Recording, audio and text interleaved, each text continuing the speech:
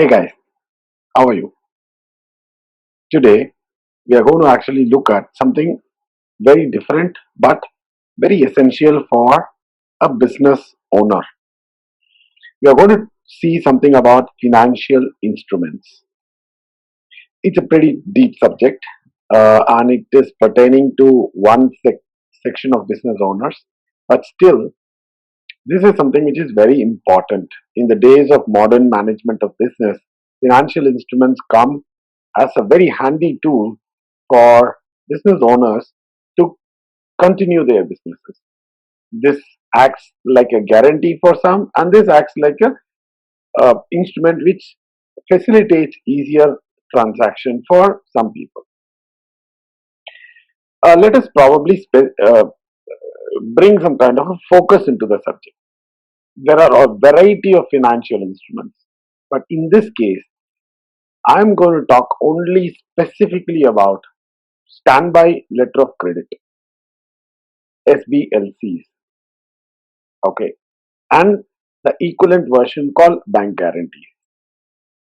Okay, so there are a lot of confusion in this particular field, and as you know about me, one of the uh, completely held division of Media Metrics is Global Business and Trade Catalyst Services, GBTC. Through GBTC, we actually give facilitation for providing financial instruments or facilitating the growth of transaction for our business customers. In that, specifically, we have done a lot of SBLC facilitation process for our client. It is more or less like a consultancy services.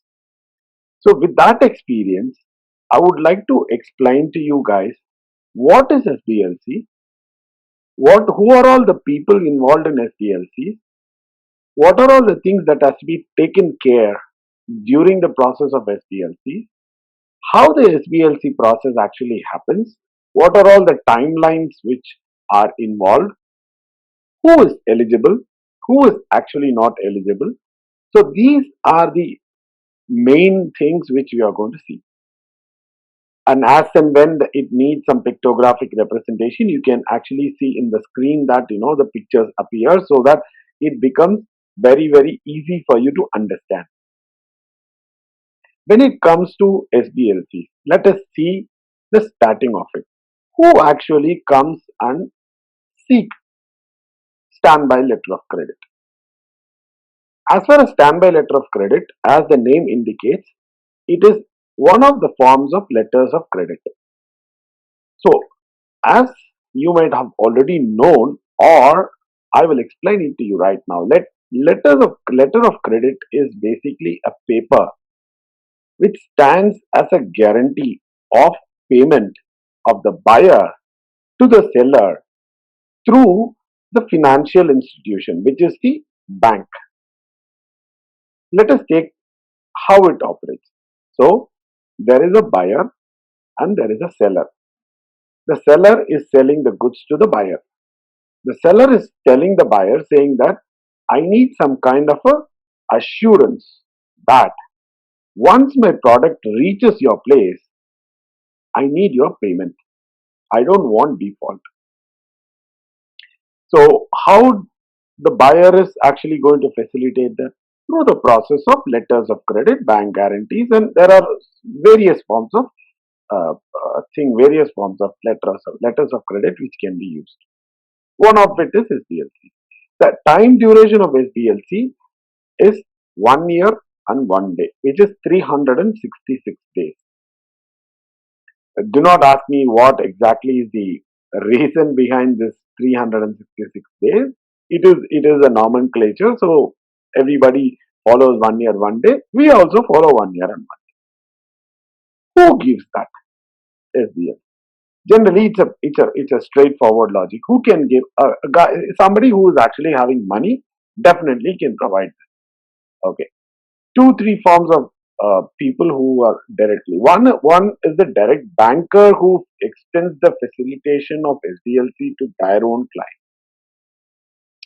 So when I say extension of SBLCs to their own clients, their HNI clients, their star customers. These are the people who are the backbone of the banks to run efficiently the way they are running.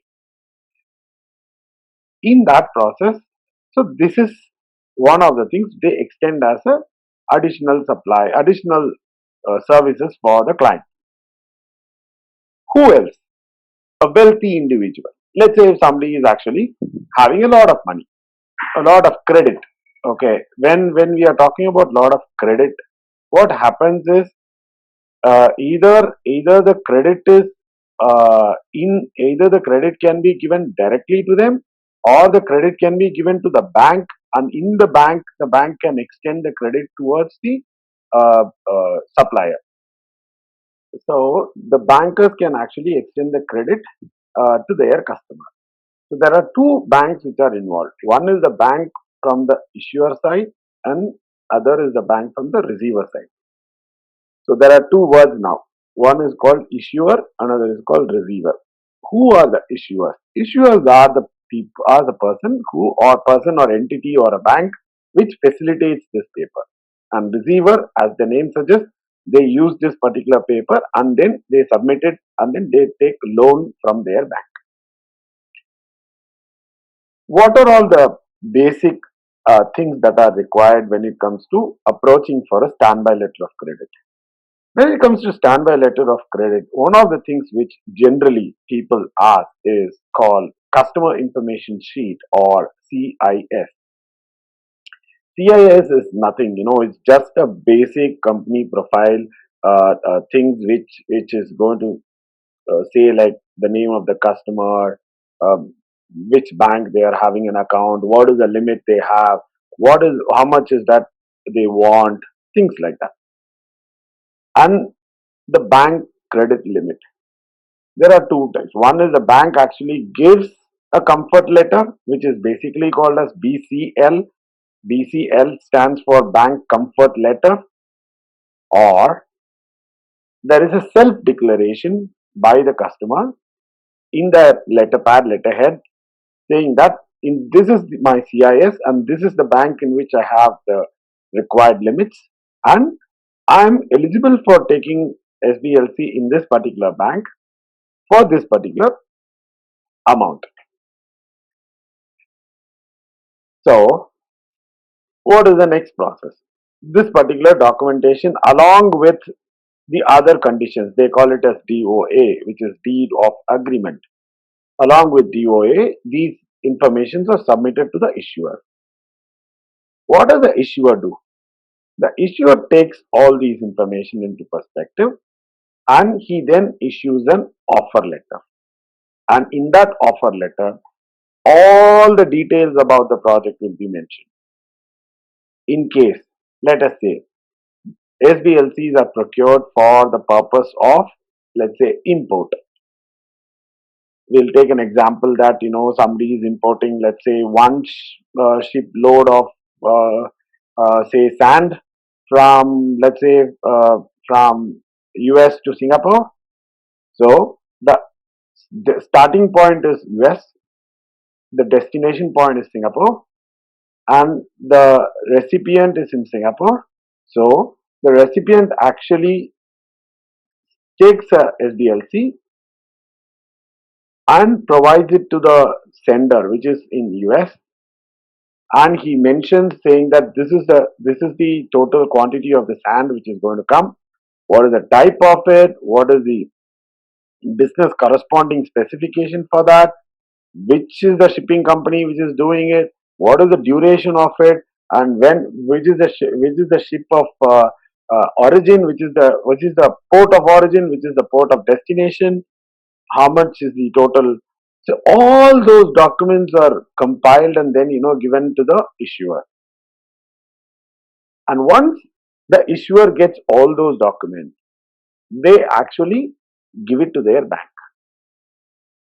and they in turn sign a consent agreement saying that I am willing to participate in this particular project as a financial instrument provider. In parlance, they will act like a financial investors for that particular transaction. Going forward, so what happens is the bankers collect all those documents. They do the due diligence of that particular uh, uh, organization, that particular transaction. Once that organization or transaction is getting cleared, they in turn tell that particular issuer saying that yes, these are our terms and conditions.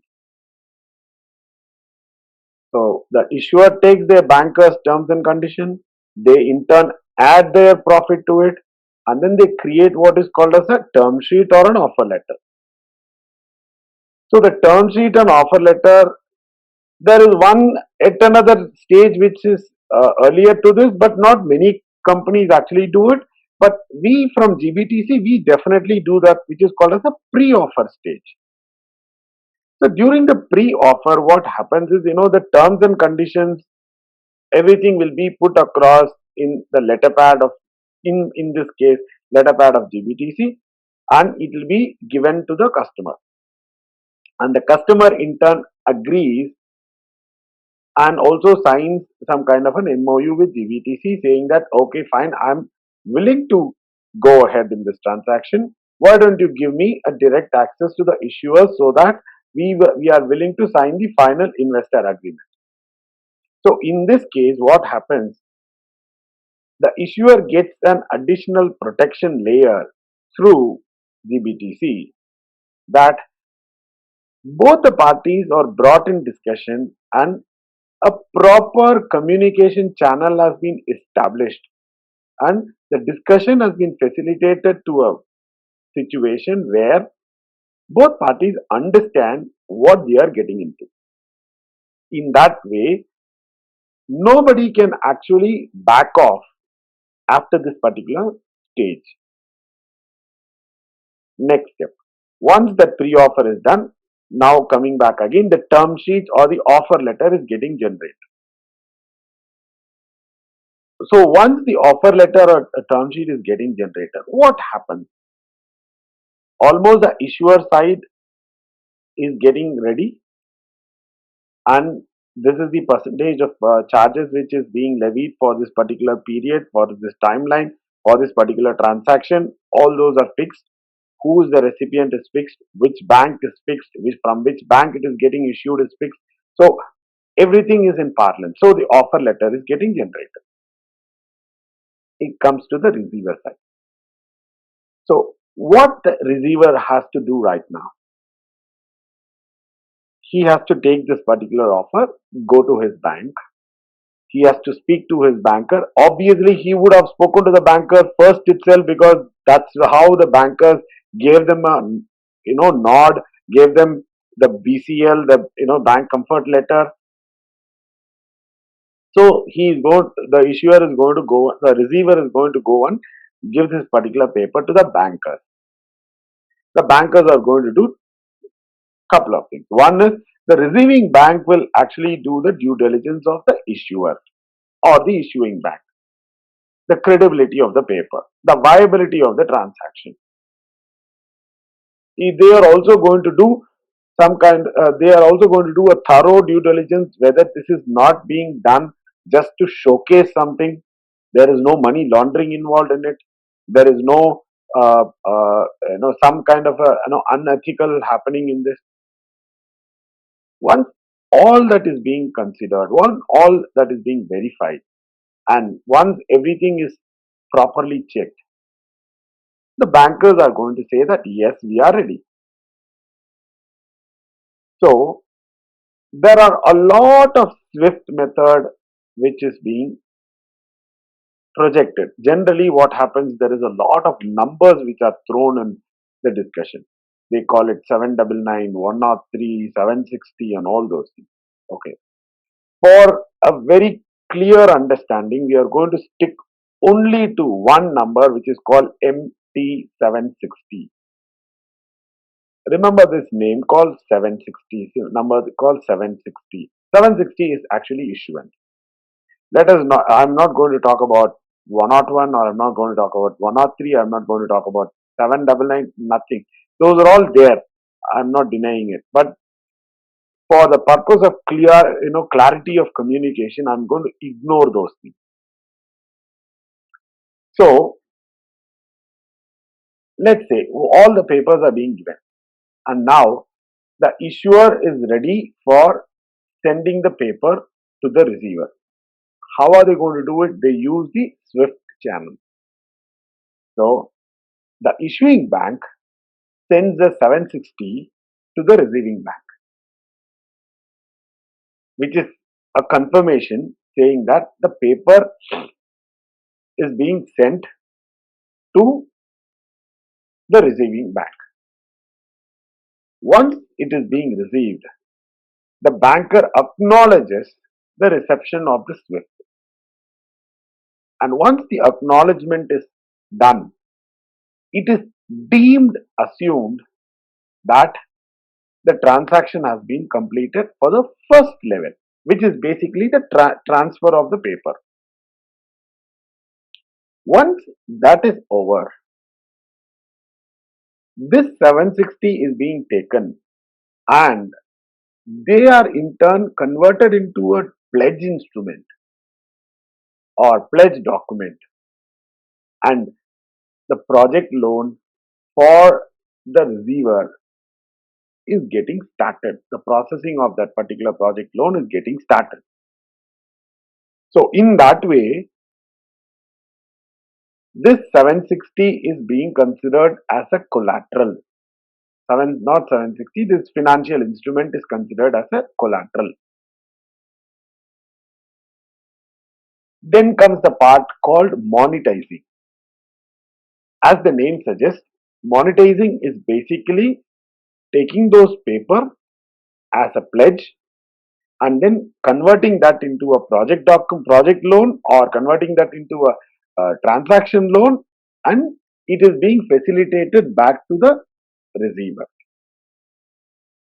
There are various modes in which it can happen.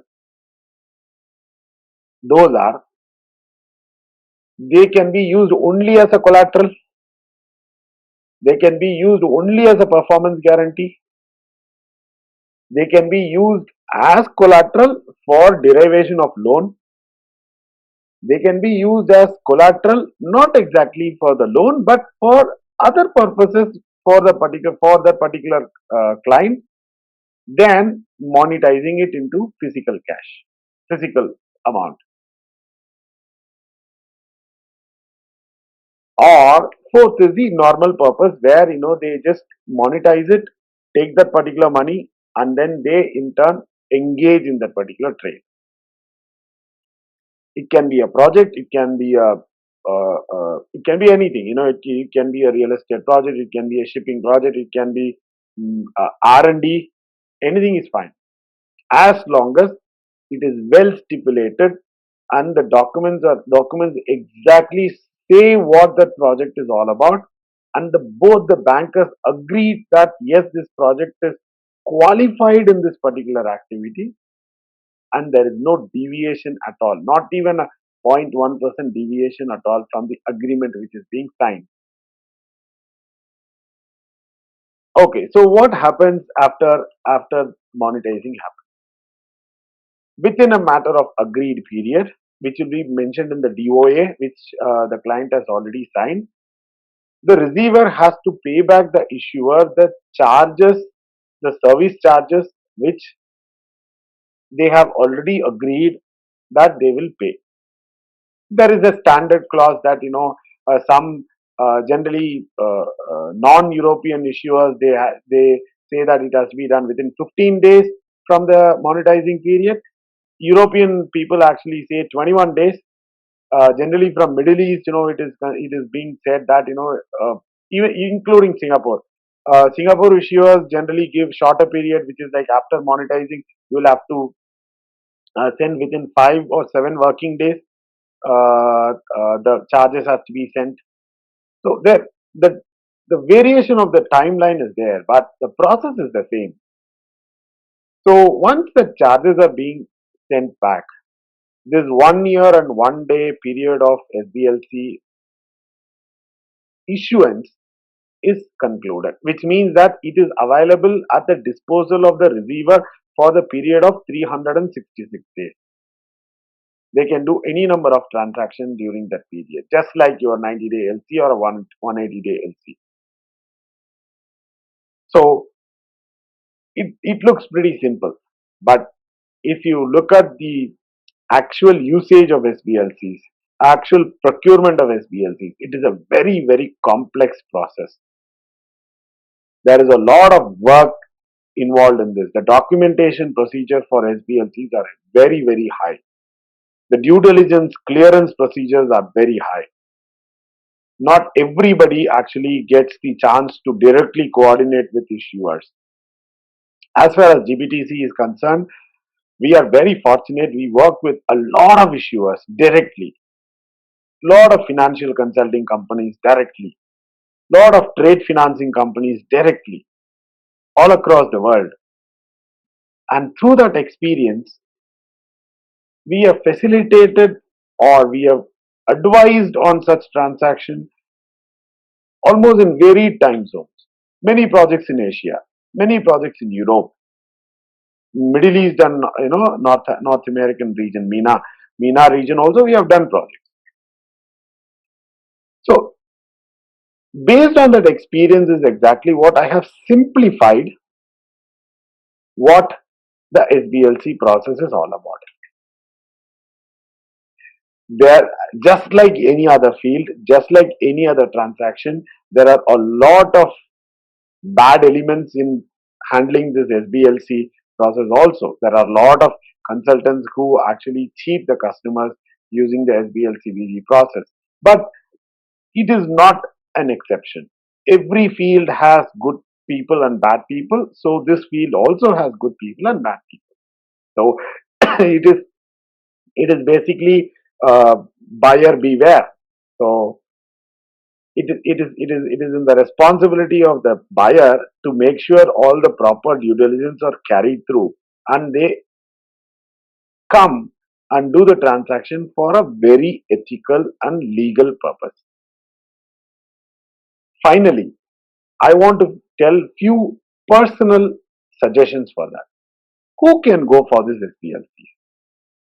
This is very important. This is not something scientific. This is purely my own advice to the viewers here. If you are a banker, if you are a business people, according to me, SBLCs are not for startup people, or rather, I would say if you are having a working capital problem, or if you are having a financial crunch, or if you are having some kind of a very narrow margin of finance cash in hand kind of a situation, try to avoid going to SBLC. Try to mobilize some kind of a debt, and using that debt try to bring some kind of a credit into it, and from the credit try to liquidate the debt and come out of it. The second person who should not come into SBLC is if you are a consulting services and if you do not have a product which can be shown, if you are going to use this particular money for the purpose of working capital, you have to cross a lot of lines and you have to probably hide a lot of things in your project presentation. Definitely you will get caught. So those people who does not have a physical product movement, try to avoid coming into financial instruments. Of course, these are not just my suggestion. There are people who are already doing it, successfully doing it. There are people who tried, lost a lot of money. So the other aspect is the third aspect. Again, personal advice is if you're going to work with anybody for procuring an SBLC, try to make sure that you are directly talking with the issuer when it comes to negotiation of any rates or any payment, including GBTC. But one thing with GBTC is that we never mediate any transaction. We are an advisor to those transactions, and it is only the receiver and the issuer who talk in person directly. We never get involved into that. And I advise and I strongly suggest every receiver should insist on this particular process. There are a lot of documents where even one small misrepresentation, misinterpretation can change the whole subject of it. It's a very critical subject, very sensitive subject. And final point is, do not work with strangers. If you are going to work with strangers, try to go first, try to do a background check of that particular person who is facilitating that transaction. This is directly involved with money. Handle with care. And it's not, finally, I want to close saying that, it's not something like a suggestion. My final point is, generally, it is a rich man's game. And I'm being very cautious and conscious for using this term, saying rich man's game, because the risk involved in this particular transaction is very, very high. It can fail due to any reason. It can be from your side, it can be from the issuer side, it can be from through the transmission. It can be, it can fail. The failure, situation is very high. But yet, there are people who are successfully doing it. Large majority of people are successfully doing it. We are successfully, advising transaction where it is getting transacted. So, in that way, that is one reason why I generally say that this is a rich man's game. So, I hope this particular video answers a lot of myth which is involved when it comes to procurement of SBLC. This entire video specifically is recorded and published for people who are going to handle the first time SBLC. I have kept it very general. I have kept it very simple, almost like a story. This is just, you can consider as an introduction video for SBLC. Beyond this, you may have to probably go and work with other experts, and through those experts you should be able to understand the deeper meaning into what the standby letter of credit or bank guarantees can be used for. The procedure of procuring standby letter of credit and bank guarantees or is same. There is another term which people generally use. It's called verbiage. Verbiage is nothing but the language which is used in the financial instrument which is being supplied by the issuer to the receiver through SWIFT. Through this process, this verbiage becomes a very critical item, and hence each of the banks have their own verbiage sequence. So it is definitely very important that the receiver should not be expecting or going through the verbiage what is being given by the issuer. Rather, he has to go to his banker first. The receiver has to go to the receiving bank first. Speak with the banker. Get the receiving banker's verbiage and then supply it to the issuer, saying, this is exactly what I would be requiring through your 760 transmission. Any deviation in the verbiage is going to stop the transaction by two parlance. One is the SWIFT itself will be, mismatched, and hence the bankers will reject. Number two, even if that stage is getting clear, the banker will actually take it, and then while he is converting during the monetizing process, they may reject it because it doesn't actually qualify the terminologies which is expected from the receiving bank. In that sense, as a closure, what happens once everything is over? There is a process by which you will have to properly submit the paper back to the instrument provider. So on 366th day, what happens? You will have to pay all the outstanding money to your receiving bank, and you will have to instruct the receiving bank to free the paper or relieve the paper to the issuing bank, and the issuing bank will in turn relieve the paper or in turn unblock the credit or cash which is being given by the issuer. So this is the overall process of SBLC. Failing to return, the receiving bank will call that particular paper, and hence whether it is a credit or it is a cash block, the issuer has to forego his money, and hence there is a huge risk when it comes to issuer. So generally they don't keep it like that. That is the reason why the due diligence process is very, very, very heavy. So this is the overall process of SBLC. I hope this video was useful for you.